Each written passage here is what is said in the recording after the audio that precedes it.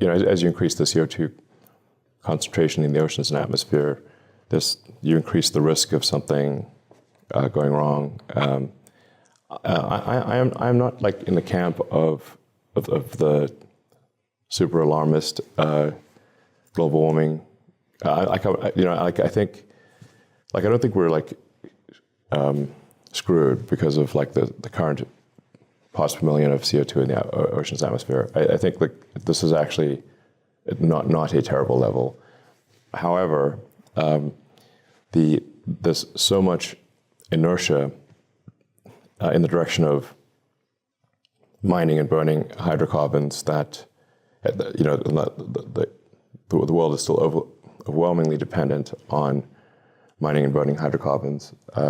So, if this continues and you start really driving up the CO2 in the oceans and atmosphere, then there's increased risk of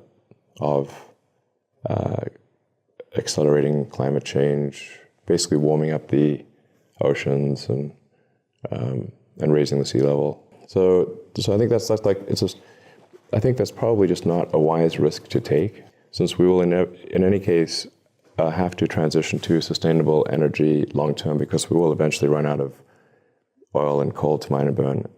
Then why run the experiment to see if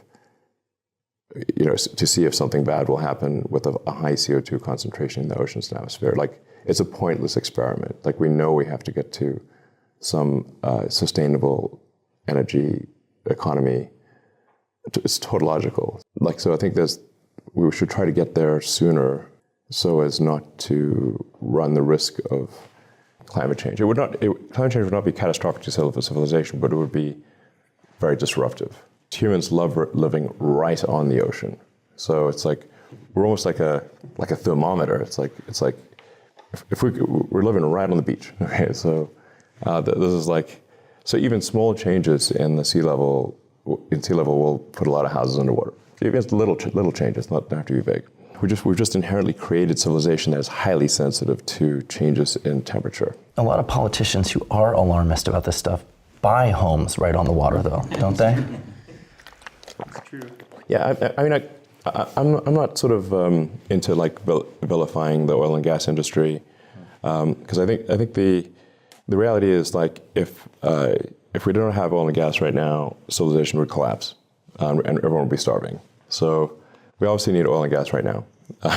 It would be absurd to just stop it. Like, it's not feasible. But I do think we should be trying to accelerate progress towards a sustainable energy future, not slow it down. I think it's just a sensible thing to do to